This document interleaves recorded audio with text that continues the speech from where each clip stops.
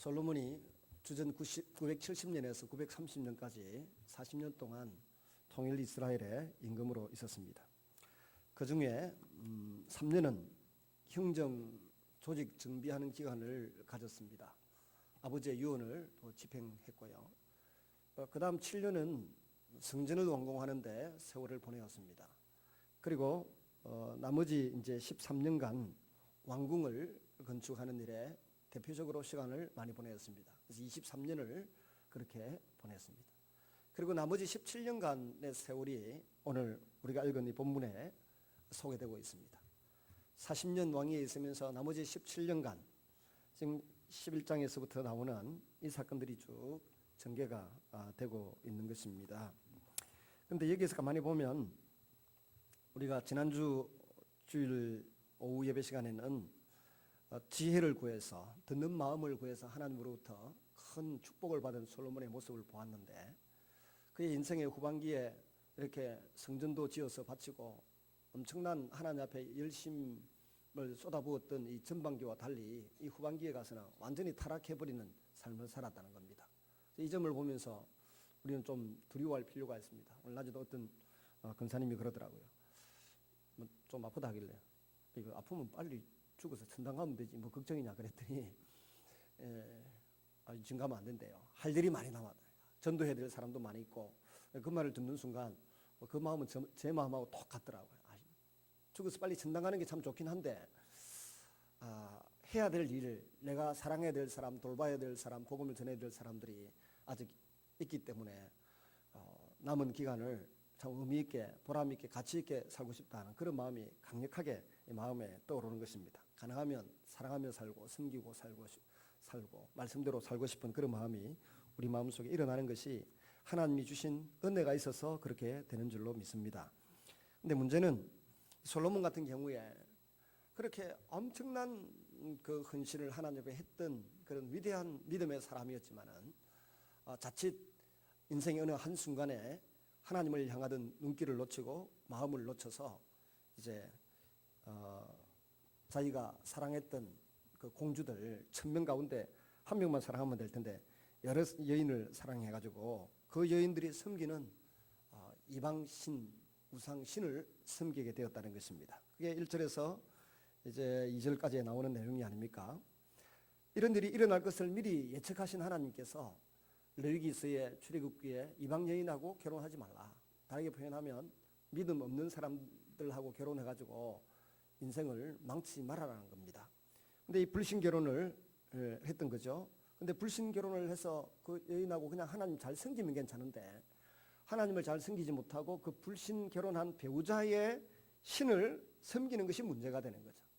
불신 결혼을 했지만 내 신앙의 자유를 주고 내가 하나님을 제대로 섬길 수 있도록 허용만 해주면 얼마나 감사해요. 우리 청년들 보고 불신 결혼하지 마라 이렇게 할 수도 있고 또 그게 1차적으로 맞는 말이에요. 근데 그러면 교회 안에 남자는 적고 여자는 많은데 우리는 그럼 늙어 죽으란 말입니까? 이렇게 말하면 할 말이 없잖아요. 근데 최소한 적어도 내가 믿음을 가지고 신앙생활을 해가는데 지장이 없도록 허락해 주는 범위 내에서는 믿지 않는 사람이라도 내가 전도하겠다, 내 신앙의 자유를 보장받겠다는 자신이 있으면 결혼해야 되지 않겠어요? 근데 이 레위기서나 출애굽기를 보면 약한 기본적인 원칙은 불신 결혼을 안 한 게 좋다. 불신 결혼을 할 때 일어나는 부작용에 대해서 이야기했는데 그게 2절이라고요. 보세요. 여호와께서 일찍이 이 여러 백성에 대하여 이스라엘 자손에게 말씀하시기를 너희는 그들과 서로 통혼하지 말며 그들도 너희와 서로 통혼하게 하지 말라. 그들이 반드시 너희의 마음을 돌려 그들의 신들을 따르게 하리라 하셨으나 솔로몬이 그들을 사랑하였더라 그랬습니다. 불신 결혼을 했는데 처음에는 신앙의 자유를 줄 듯 해놓고는 나중에 신앙의 자유를 아주 빼앗아가는 아주 못된 사람들이 있습니다. 그래서 빼앗기지 않도록 내가 할 자신이 있다 싶으면 예수 안 믿는 여인이든 총각이든 구해서 빨리 결혼하는 게 좋습니다. 왜냐하면 빨리 결혼 안 하면은 나이가 들어가면 들어갈수록 여러 가지 어려움이 있어요. 요새는 하도 뭐 집을 구하기가 어려워가지고 노총각들이 40대도 있고 막 30대 후반도 있곤 합니다만은 비교적 그래도 통계적으로 보면 남자들은 31살 때 킹카라 그래요. 요새 아이들이 킹카라 좀 좋은 신랑들은 31살에 다 결혼을 하고 좀 좋은 신부들은 28에 다 결혼을 한다고 통계적으로 나와 있어요. 그러면 그런 통계들을 너무 무시할 수는 없잖아요. 그러니까 우리 여청년들은 빨리 저 시집을 가가지고 한 명씩 데리고 오든지 엄마 아빠 제 눈에 눈물 빼도록 하지 말고 빨리 결혼하시기 바랍니다. 우리 구원 전도사님도 아멘이 없노? 전도사님도 아멘 안 하는데 뭐 우리 여청년들이 아멘 하겠나? 빨리 결혼하시기 바랍니다.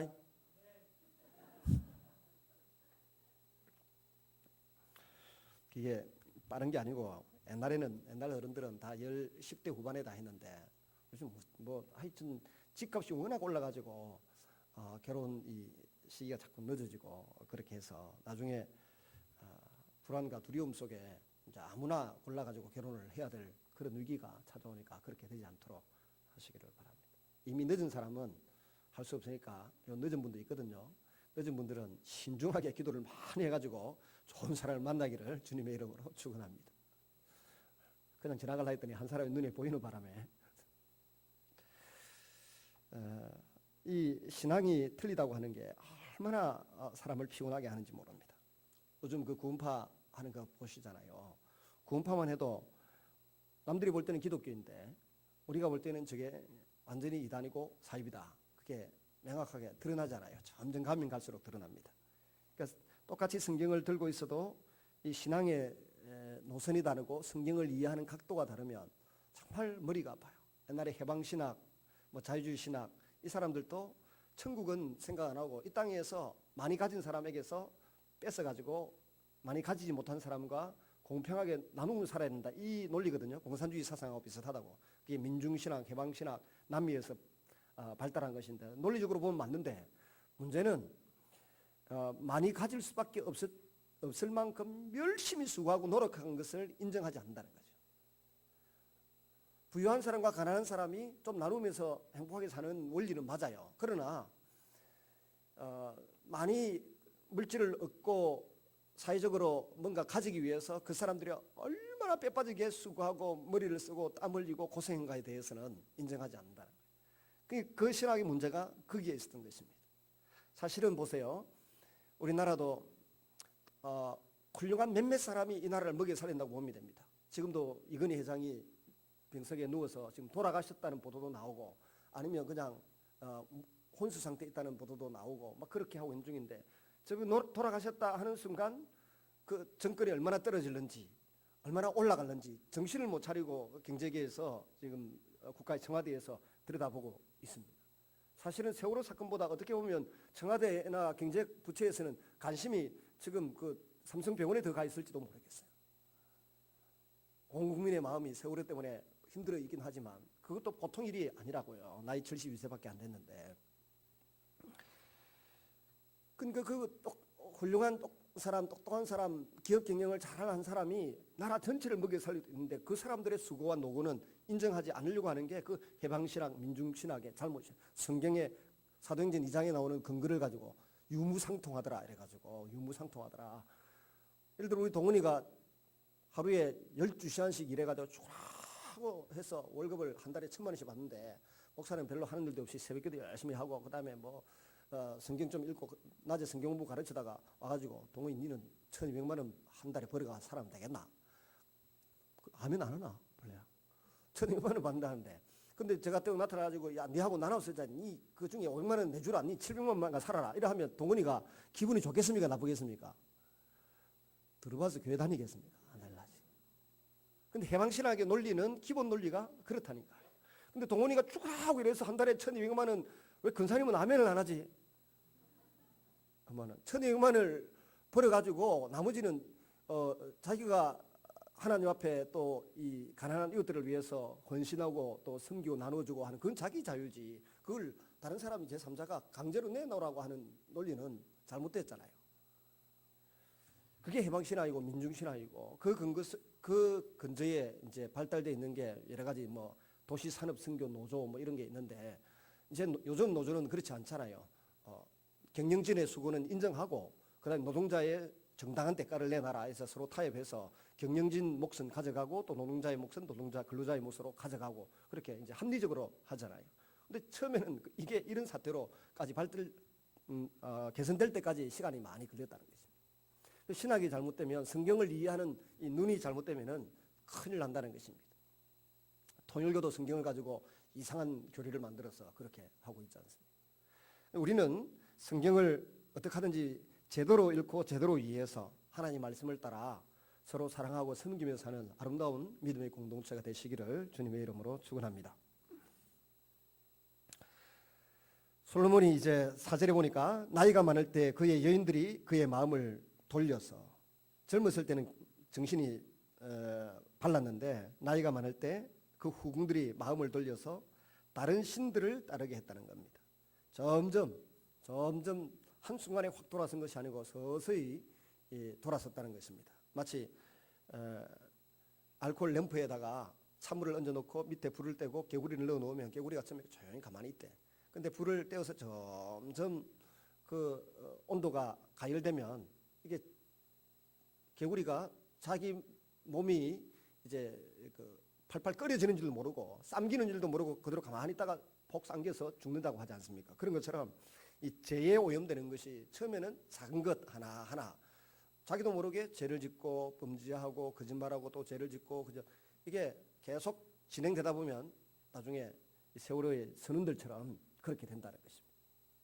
자꾸 속는 것입니다. 그러니까 쏟고 거짓말하고 하는 사이에 악한 영이 그를 지배하게 됩니다. 이 구원파 같은 것은 주님 오시는 그날까지 없어질 리가 없어요. 예수님 당시에 사도 요한이 요한 1서, 2서, 3서를 기록할 때에 이미 이 구원파는 있었다고요. 그걸 그렇게 영지주의라 그러는데 그노스틱이라고 그노시즘이라 그러고, 그러니까 1세기 예수님 하늘나라 가시고 난 이후에 바로 사도 요한이 살아서 밥 먹으면서 요한계시록을 기록하고 있을 그때에 벌써 구원파는 이 땅에 존재했는데 그 말이 아주 매력적이에요. 기도생활 열심히 하는 사람일수록 그렇게 될 가능성이 있어요. 사람의 영혼만 구원받으면 되지 육체는 무익한 것이다. 로마서 8장에 있는 것처럼 영은 살리는 것이고 육은 무익한 것이다. 그러니까 육체는 별로 돌볼 것도 없고 그냥 되는 대로 원래 들어온 것이고, 원래 육체와 물질은 악한 것이고 들어온 것이니까 내비로 돌아 내 영혼만 잘 관리하고 구원 얻으면 된다. 이 주의가 그노시즘, 영지주의라고 합니다. 말시온 이단이라고 있었는데 그 말시온 이단이 바로 영지주의예요. 이게 그 1세기에 요한 1서 썼다고 해서 사라졌느냐? 안 사라졌다는 거예요. 중세시대도 나오고 오늘 이 시대에도 나오고, 혹시라도 우리 교회 안에도 그런 사람이 한둘 있을 수 있어요. 오늘도 거짓말하고 내일도 거짓말하고 어디 가서 또 바람도 피우고 남들 물건 2개 값 주나 놓고 1개 슬쩍 더 가져오고 3개 들고 오고 계속 그렇게 하다 보면 자기도 모르는 사이에 악한 영이 그를 서서히 지배를 하고 영향력을 줘. 자기도 모르는 사이에 남들이 볼 때는 아니다고 다 고피를 하는 사람들이 아니라고 다 고피를 하는데 자기 영혼만 자기는 구원 얻으면 된다 하고 하는 그런 주의로 흐를 가능성이 상당히 있다는 것입니다. 근데 성경은 그렇게 말하지 않잖아요. 우리의 영혼이 중요하고 영혼이 구원받아야 되지만 이 땅 위에 사는 동안 우리의 삶 자체도 경건하고 거룩하고 깨끗하고 착해야 되고 성령의 열매를 맺어야 된다. 거짓말을 하면 안 된다. 음란한 짓을 하면 안 된다. 바람을 피우면 안 된다. 남을 속여 취해도 안 된다. 상사는 존중해야 되고 연세 드신 분도 존중해야 되고 귀하게 여겨야 되고 이런 해야 될 중요한 법칙들이 있는데 그 말씀을 따라 전반적으로 바르게 살다 보면 바른 인격을 갖춘 사람이 된다는 것입니다. 근데 성경을 잘못 이해해가지고 아침에 말씀드린 것처럼 666 입만전자가 되기 전에 온 전국의 땅을 사가지고 나중에 바코드 이마에 맞기 전에 그냥 아예 영농조합이 만들어 놓은 거기에서 자급자족하면서 우리는 살자 그런 논리를 가지고 그렇게 끌어모아서 땅을 그렇게 사놨다고 하잖아요. 거기에서 나왔던 사람, 운전기사 하던 사람, 그 서울에 그 한강유람선 세모 운전했던 이청시 선전, 세모 배 선장이었던 이청시 같은 사람 나와서 이야기. 근데 그 아들은 아직도 유병헌 씨 경호하느라고 무술 유단자인데 거기에 지금 있다고 하잖아요. 안 나오고 아들 돌아오라고 계속 하는데 안 나오는 거예요. 영이 잘못되면 성경을 잘못 이해해가지고 그 교리가 체계화 되고 거기에 악한 영이 틈을 타면 사람의 생각을 회복할 수가 없어요. 그래서 제가 늘 강조하는 것은 성령 충만의 핵심이 뭐라고요? 방언하는 게 성령 충만의 핵심이 아니라고요. 성령 충만은 성경 말씀을 따라 균형 잡힌 사고를 하는 거예요. 생각이 하나님의 말씀을 따라 건강한 겁니다. 부모는 공경할 줄 알고 어른도 귀하게 이길 줄 알고 어린아이를 노엽게 하지 않고 어린아이를 미래의 차세대 주역으로 생각해서 하나님 나라 일꾼으로 생각해서 사랑할 줄 아는 그런 모든 메사에 걸쳐서 바른 생각을 하도록 성경에 입각한 바른 생각을 하는 게 성령 충만의 핵심이에요. 제 말이 틀린 것 같습니까? 성령 충만은 꿈 해몽 잘하고 방언 잘하고 뭐 찬양 잘하고 성령 충만 안 해요. 찬양 노래 음악 잘 전공한 사람이 잘할 수도 있어요. 근데 성령 충만한 사람의 특징을 가만히 보면 인격적이고 그 다음에 하는 일에 대해서 분명히 열매가 아름다운 것입니다. 근데 악한 영도 성령을 흉내낸다고요. 모조품을 만들어내는데 겉보기에는 성령 충만한 것 같고 뭔가 잘 되어가는 것 같아 보이지만 나중에 그 열매 결과를 보면 가족이 그냥 뿔뿔이 찢어지고 가정이 파탄나고 자신의 인생도 망가지는 그런 결과를 초래하고 마는 것입니다. 분파가 보여주는 것처럼. 그리고 아이들이 지금 뭡니까 여기 신천지도 보세요. 신천지 그 본당 앞에 가천에 앞에 부모들이 피켓 들고 안무그시야 돌아오라. 마산 앞에서도 안무그시야 돌아오라고. 가정이 파탄나는 것입니다. 하나님의 말씀을 잘못 이해하고 잘못 배우고 또 잘못된 생각을 품고 살아가면. 솔로몬도 인생이 그렇게 파탄나 가고 있는 중입니다. 6절에 보면 솔로몬이 여호와의 눈앞에서 악을 행하여 그의 아버지 다윗이 여호와를 온전히 따름같이 아니하고 모압에 가정한 금무스를 위하여 예루살렘 앞 산에 산당을 지었고 또 암몬 자손의 몰록을 위하여 또 그렇게 했고 이방 여인들을 위해서 그냥 예루살렘 성 남서쪽에 예수님이 나중에 멸망산이다 그렇게 했는데 그야말로 온갖 우상 신당을 다 만들어 놓았다는 것입니다. 그래서 하나님이 두 번이나 솔로몬에게 직접 나타나셨습니다. 9절에 보면 솔로몬이 마음을 돌려 이스라엘의 하나님 여호와를 떠나심으로 여호와께서 그에게 진노하시니라. 여호와께서 일찍이 두 번이나 그에게 나타나시고 이에 대하여 명령하사 다른 신을 따르지 말라 하셨으나 그가 여호와의 명령을 지키지 않았으므로. 왜 지키지 않았을까요? 죄 짓는 게 그만큼 재밌다는 겁니다. 이방 여인들과 함께 시간들을 보내고 그 우상 숭배하면서 그 신들에 대한 전례 야사 같은 걸 듣는데 얼마나 신나고 재미있었는지 마음을 돌이키지 않았습니다. 그래서 하나님이 결국에는 11절에 내게 이러한 일이 있었고 또 내가 내 언약과 내가 내게 명령한 법도를 지키지 아니하였으니 내가 반드시 이 나라를 내게서 빼앗아 내 신하에게 주리라. 그러나 내 아버지 다윗을 위하여 내 세대에는 이 일을 행하지 아니하고 내 아들의 손에서 빼앗으려니와. 이 말씀을 가만히 보면 하나님께서 솔로몬이 마음을 이렇게 돌이켜 잘못된 행동을 했을 때 그에게서 뭔가가 이렇게 끊어져 나가게 합니다. 세 사람이 등장하죠.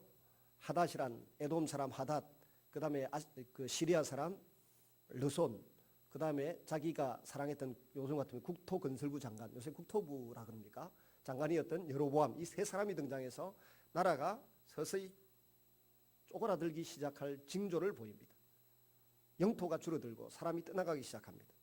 우리가 이 세상을 살아가면서 하나님 앞에 산다고 열심히 노력하긴 하는데 뭔가 하나님이 많이 주셨다가 자꾸 이게 줄어들기 시작하면 내가 해야 될 일이 뭔가 하면 성경을 읽으면서 솔로몬처럼 하나님의 지시를 어기고 잘못된 선택을 하고 잘못된 길을 하는 것이 아닌가, 걸어가고 있는 것이 아닌가 돌아봐야 돼요. 저는 가끔씩 아픔이 느껴질 때마다 늘 돌아봅니다. 하나님, 내가 뭔가를 잘못했기 때문에 이런 일이 발생한 것 아닙니까? 돌아봅니다.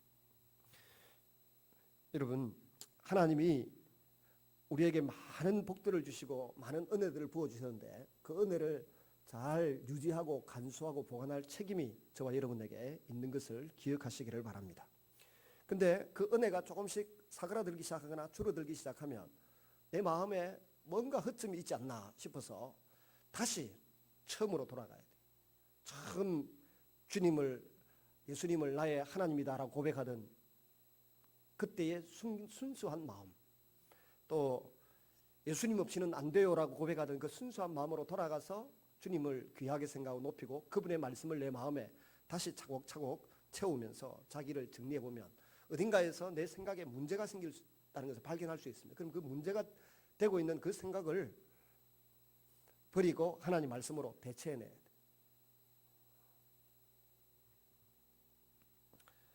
그래야만 우리에게 미래가 있고 하나님이 축복하시는 길이 열리게 됩니다. 14절 이하에 나오는 내용은 제가 좀 전에 말씀드린 것처럼 이제 하닷이란 에돔 사람 하닷, 그 다음에 그 시리아 사람, 시리아에 오늘날 시리아를 세운 소바 왕 하닷 에셀에게서 도망하여, 이 소바라고 하는 것은 지금의 이라크 정도에 해당되는 나라. 23절에 나오는 하나님이 또 엘리아다의 아들 르손을 일으켜 솔로몬의 대적자가 되게 하시니 그는 그의 주인 소바 왕. 이 소바라는 나라는 지금의 이라크 정도의 위치에 있는 나라입니다. 그리고 다윗이 소바 사람을 죽일 때 르손이 사람들을 자기에게로 모으고 그 무리의 개수가 되어서 우두머리가 되었다는 말이죠. 다메섹으로 가서 거기서 왕이 되었다. 이게 시리아입니다.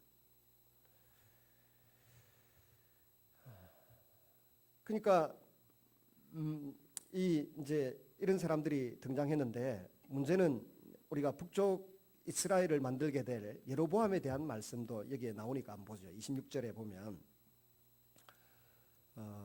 28절 이 사람 여로보암은 큰 용사라 솔로몬이 이 청년의 부지런함을 보고 세워 요셉 족속의 일을 감독하게 하였더니, 다른 데 보면 이 사람이 이제 성을 많이 건축하는데 그 성 건축 감독자로 삼았다는 겁니다. 그래서 제가 아까 말씀드린 것처럼 국토해양부 장관이었다. 옛날 편제에 의하면 그렇게 되어 있었습니다.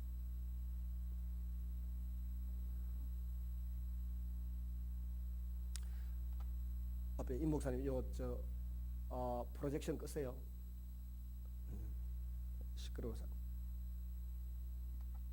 근데 이 솔로몬 시대에 여로보암이 등장해서, 이 여로보암이 국토해양부 장관쯤의 역할을 하고 있는데, 솔로몬이 하나님 앞에 제대로 돌아오지 아니하니까 그 문제에 대해서 하나님이 징계를 하시는데, 바로 29절에 나옵니다.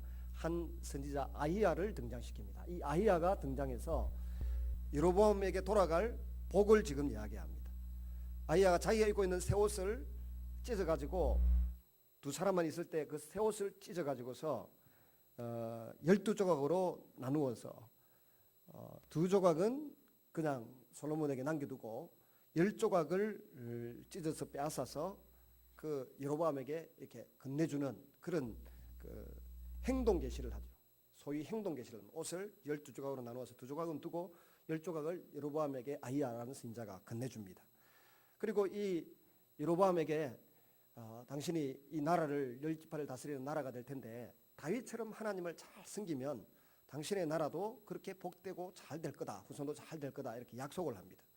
여러분, 우리는 하나님의 말씀, 하나님의 은혜로 삽니다.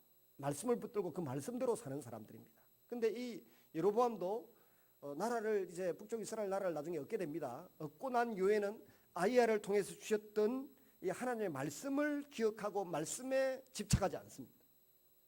많은 분들이 처음 주님 만날 때 말씀대로 살겠다, 주의 영생의 말씀이 계심에 우리가 니게로 가보니까 요한복음 5장 39절에 나오는 이 고백들을 다 합니다.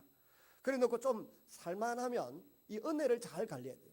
실패도 잘 관리해야 되지만 실패 때에도 낙심하고 절망하고 좌절하지 말고 말씀 붙들고 기도하다 보면 그 다음에 하나님이 회복의 은혜를 주시는데, 이 성공이 있을 때 일이 잘 되고 사람들의 환호가 쏟아지고 물질이 들어오고 살만하고 평안할 때 여전히 하나님의 말씀을 붙잡아야 되는데 그의 생각과 삶의 기준을 말씀에 두지 않았어요.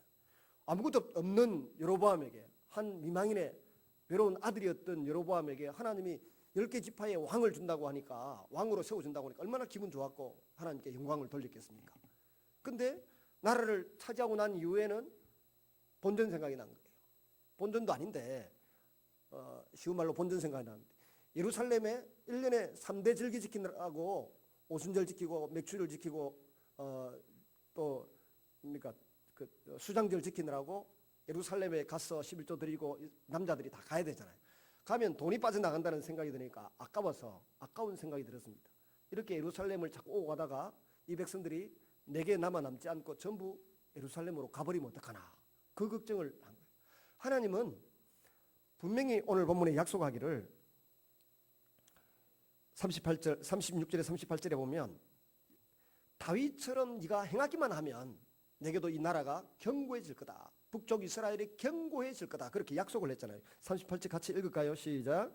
내가 만일 내가 명령한 모든 일에 순종하고 내 길로 행하여 내 눈에 합당한 일을 하면 내 종 다윗이 행함같이 내 율례와 명령을 지키면 내가 너와 함께 있어 내가 다윗을 위하여 세운 것 같이 너를 위하여 견고한 집을 세우고 이스라엘을 내게 주리라.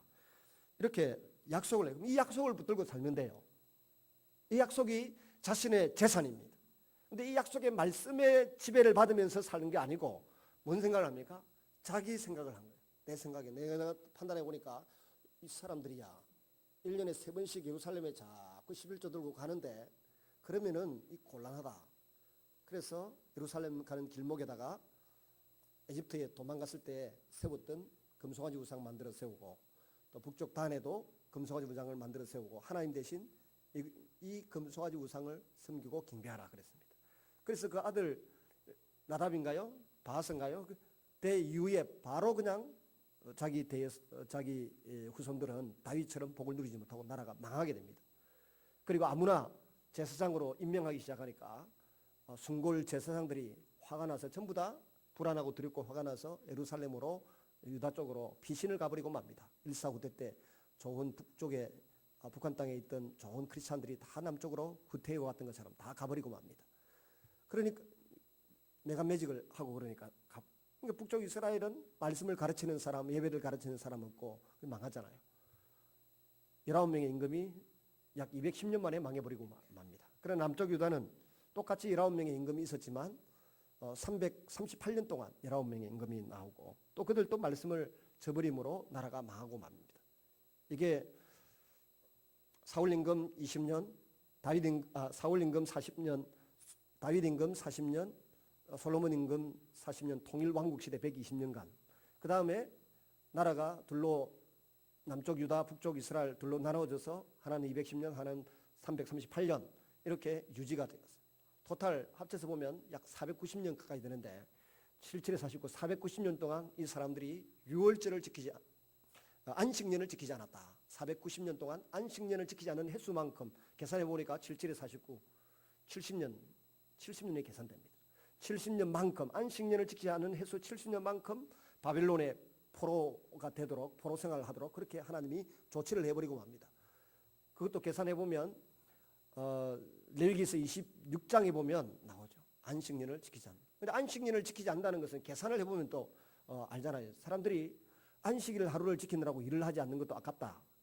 근데 7년째 되는 해에 한 해 동안 농사를 안 짓고 그냥 내버려 두고 사는 것 뭔가 손해인 것 같다. 자기 계산에. 그 계산으로 뭉개고 그걸 490년을 동안 그렇게 하나님 말씀을 거역하고 살았는데 그 결과가 그 비참한 바벨론 포로 생활 70년이 시작되고 그 이후에도 페르시아, 헬라, 로마 막 공격을 당하면서 어려움을 겪는 세월이 이스라엘 사람들에게 찾아왔다는 것입니다.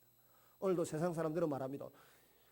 장사를 하는데 주일날 매출이 제일 많은데 한때 저를 따라다녔던 군종병이 있었는데 칼빈 신학대학을 나왔어요. 칼빈 신학대학을 나오고 군에 있을 때 얼마나 아부를 잘하고 얼마나 또 재주가 많아가지고 휴가도 자주 가고 사흘들이 한 번씩 휴가를 가더라고.